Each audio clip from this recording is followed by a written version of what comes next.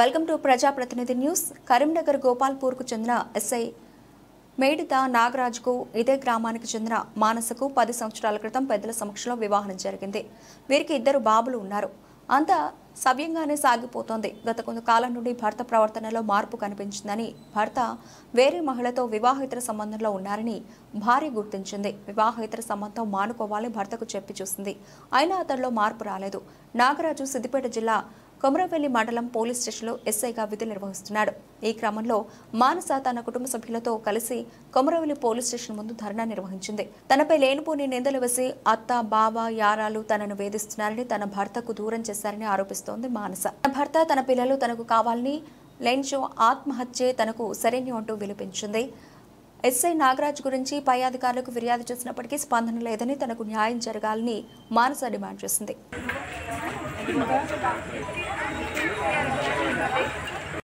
క్యాడర్న వ్యక్తి వచ్చి సమాధానం ఇవ్వకుండా పేపర్స్ వేసుకోవాల్సిన అవసరం ఏముందండి? నార్మల్ వ్యక్తి అయితే ఇప్పుడు ఎట్లా దీనికి ముందుకు వస్తారు చెప్పండి?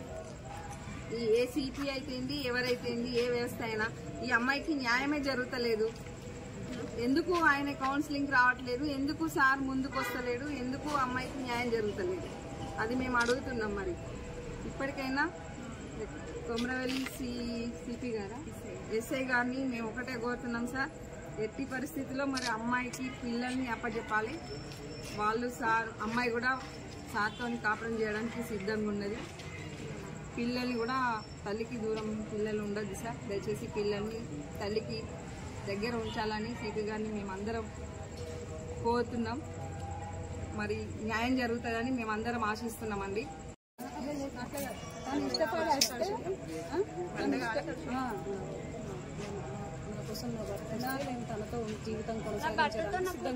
నా భర్తతో జీవితం కొనసాగించడానికి నేను సిద్ధంగానే ఉన్నా.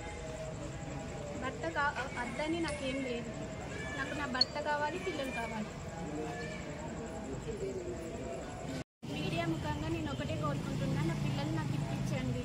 నా పిల్లలు సిద్దిపేట సిపి గారికి ఇదే నా విన్నతి. కరీంనగర్ సిపి గారికి కూడా నా విన్నతి. నాకు నా పిల్లలు కావాలి. నా పిల్లలకు ప్రాణ భయం ఉంది. నా భర్తతోటి థర్డ్ పర్సన్ అన్న ఆమెతోటి కూడా నా పిల్లలకి ప్రాణ భయం ఉంది. నా పిల్లలు నా దగ్గర ఉంటేనే సురక్షితంగా ఉంటారు. జోడించి మీడియా ముఖంగా నేను ఒకటే అడుగుతున్నా, నా పిల్లల్ని నాకు ఇప్పించండి. నా పిల్లలు నాకు ఇప్పించండి. నా పిల్లలు లేకుంటే నేను ఇక్కడ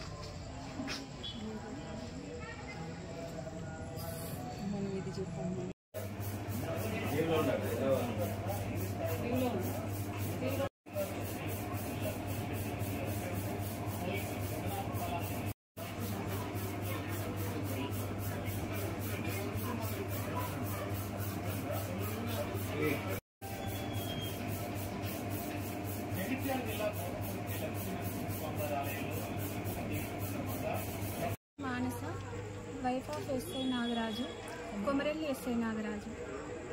మాకు 10 years అవుతుంది మ్యారేజ్ అయ్యి. నాకు 2 పిల్లలు. 1 year బ్యాక్ నన్ను కరీంనగర్లో పెట్టిండు. అని కొమరెల్లిలో ఉంటుండు.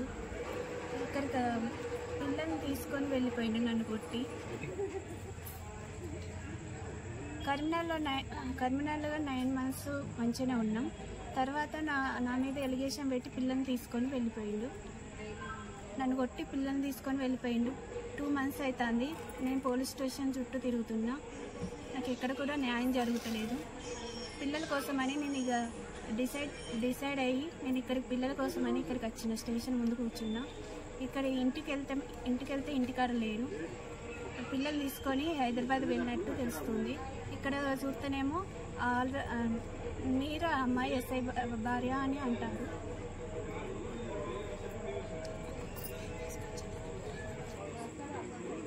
మళ్ళీ ఫస్ట్ నేను చెప్పాను. ఇక్కడికి వచ్చి చూస్తేనేమో ఇక్కడ పిల్లలు లేరు, మా హస్బెండ్ లేరు. ఇక్కడ చూసిన వాళ్ళందరూ మీరా అమ్మాయి ఎస్ఐ వైఫ్, మరి ఇక్కడ ఆల్రెడీ ఇంకో అమ్మాయిని వచ్చి ఆమె ఎస్ఐ వైఫ్ అని ఉంటుంది మరి అని చెప్తారు. నాకు ఇక్కడికి వచ్చినాకనే మ్యాటర్ అర్థమైంది. అని మరో మ్యారేజ్ చేసుకున్నట్టు.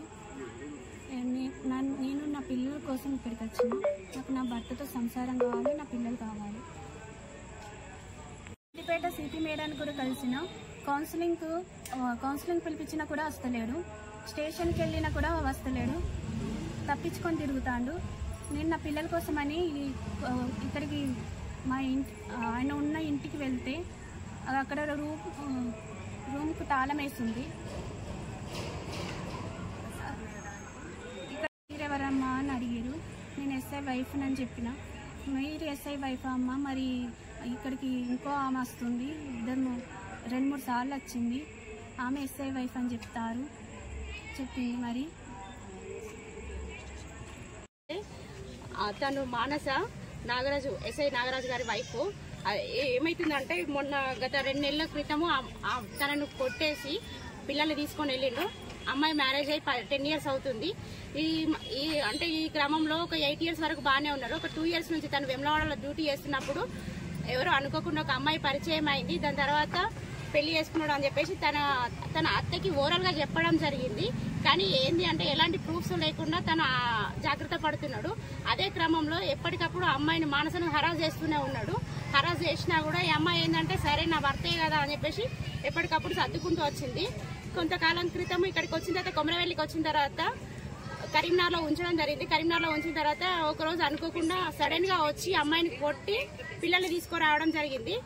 ఇది జరిగి 2 months అవుతుంది. ఈ 2 months క్రితం ఏమైందంటే ఆమె కొట్టి పిల్లల్ని తీసుకొని వచ్చిన తర్వాత సిద్దిపేట సిపి గారిని కలవడం జరిగింది. సిద్దిపేట సిపి గారిని కలిసిన తర్వాత సిద్దిపేట సిపి గారు కౌన్సిలింగ్ ఇచ్చారు. సిద్దిపేట సిపి గారు కౌన్సిలింగ్ ఇచ్చి ఒక 1 month తర్వాత మీరు మళ్ళీ వచ్చి కలవండి, ఈ లోపు అమ్మాయితో మాట్లాడు నాగరాజు, తర్వాత పిల్లల్ని తీసుకెళ్ళు, పిల్లల్ని మాట్లాడించు, అంతా మీరు కలిసి ఉండండి అని చెప్పేసి సిపి గారు చెప్పారట. కానీ మళ్ళీ 1 month తర్వాత వెళ్లేసరికి కూడా తను నంబర్ బ్లాక్ చేసి సిద్దిపేట సిపి గారిని కలవలేదు. కనీసం అక్కడికి వచ్చి కూడా ఇది నా పర్సనల్ మ్యాటర్ అని చెప్పేసి చెప్పడం జరిగిందంట. ఇదంతా జరిగిన తర్వాత కూడా ఈ అమ్మాయి ఏంటంటే బాగా బెడ్ సిక్ అయింది. అంటే ఇన్ని రోజులు ఏం జరిగింది అని అంటే ఈమె బెడ్ సిక్ అయిపోయి పిల్లల కోసం బాగా సఫర్ అవుతుంది. ఈ మధ్య మొన్న ఫ్రైడే రోజు కరీంనగర్ లో ఉమెన్ పిఎస్ లో పిటిషన్ ఇచ్చినాము. అక్కడ మేడం ఫోన్ చేసినా రెస్పాండ్ అవుతలేడు. నిన్నటికి మొన్న ఆదివారం రోజు ఇంటికి వచ్చి మానస నుండి వాళ్ళ బామర్దిని కొట్టినా కూడా తను rural police station, Karimnagar rural police station లో పిటిషన్ ఇచ్చినాము. పిటిషన్ ఇస్తే కూడా అక్కడ కూడా ఫోన్ చేస్తే రెస్పాండ్ అవ్వట్లేదు. కాబట్టి పిల్లల కోసం అని చెప్పేసి ఈ రోజు మానస కొమరవెల్లికి రావడం జరిగింది. కొమరవెల్లికి వచ్చిన తర్వాత ఏం జరిగిందని అంటే మేము వచ్చి అక్కడ ఎస్ఐ గారి వైఫ్ అయి ఉండి తన ఇల్లు తెలియదంటే ఇది ఎంత ఘోరమైనటువంటి పరిస్థితి అర్థం చేసుకోండి. అక్కడికి వెళ్ళేటప్పుడు మామూలుగా మేము ఎస్ఐ గారి ఇల్లు ఎక్కడ అని చెప్పేసి కనుక్కుంటూ వెళ్తా ఉంటే ఆమెను ఎవరైతే తను ఒక అమ్మాయితో తిరుగుతున్నాడు అని చెప్పేసి తెలిసింది. ఎస్ఐ గారి వైఫ్ అని అంటే అమ్మ మీరు ఎస్ఐ గారి వైఫ్ అమ్మాయి మొన్న వేరే టైం అని చూసినాము, వీళ్ళు ఎవరు సార్ అంటే మా వైఫ్ అని చెప్పేసి తను చెప్పడము, లేకపోతే వేరే వాళ్ళు కూడా ఎస్ఐ గారు మిస్సెస్ అని చెప్పి తనే అని చెప్పి చెప్పిండంట. కాకపోతే వాళ్ళ అత్త కూడా మేము అక్కడ ఎంక్వైరీ చేస్తే ఏమైందంటే వాళ్ళ అత్త కూడా ఈమెనే ఆ కూడలు అని చెప్పి చెప్పిండట. వేరే వాళ్ళకి బయట చెప్తున్న విషయం ఏంటంటే తను ఐఏఎస్ ప్రిపేర్ అవుతుంది నా భార్య, అందుకే పిల్లల్ని నా దగ్గర తీసుకొచ్చుకొని ఉంచుకున్నా అని చెప్పేసి బయట చెప్పడం జరుగుతుందట. కానీ తను చదివింది డిగ్రీ, తను ఎలాంటి ఐఏఎస్లు ఐపీఎస్లు ప్రిపేర్ అవ్వడం లేదు. తన ఇంటి దగ్గర వాళ్ళ కొట్టడం వల్ల వాళ్ళ అమ్మ వాళ్ళ ఇంటి దగ్గర ఉంటుంది. కాబట్టి ఈ అమ్మాయి ఒకటే కోరుకుంటుంది, నా పిల్లలు నాకు ఇప్పించండి, నా పిల్లలకు ఎవరైతే ఆ థర్డ్ పర్సన్ ఎవరైతే ఉన్నారో ఆమె ద్వారా నా పిల్లలకు ప్రాణహాని ఉంది, కాబట్టి నా పిల్లల్ని నాకు ఇప్పించండి. ఎస్ఐ నాగరాజు గారు ఎప్పుడు వచ్చినా నేను తన భార్యనే, నేను విడాకులు ఏమి తను ఫోర్స్ చేస్తున్నాడు, విడాకులు ఇవ్వు అని చెప్పేసి ఫోర్స్ చేస్తున్నాడు. నేను విడాకులు ఏమి ఇయ్యను, నాకు కంపల్సరీ నా భర్త కావాలని చెప్పేసి తను కోరుకోవడం జరుగుతుంది. అదేవిధంగా పిల్లల్ని ఇప్పించండి అని చెప్పేసి ఇక్కడికి రావడం జరిగింది. ఎస్ఐ గారు ఇక్కడ ఉన్నారేమో అని చెప్పేసి వస్తే అక్కడేమో June 4th వరకు నాకు వీలు కాదు, అని చెప్పేసి అక్కడ చెప్పడం జరిగిందంట. కానీ ఇక్కడికి వస్తే మాత్రం ఇక్కడ లీవ్ లో ఉన్నాడు, 24th వరకు ఆయన లీవ్ లో ఉన్నాడు, ఇక్కడ 24th వరకు ఇక్కడ ఆయన ఉన్నాడు, మీరు తర్వాత రండి అని చెప్పేసి ఇక్కడ చెప్పడం జరుగుతుంది. దయచేసి ఒకటే ఈ అమ్మాయి తరపున మేము కోరుకునేది, అమ్మాయికి పిల్లల్ని ఇప్పించండి.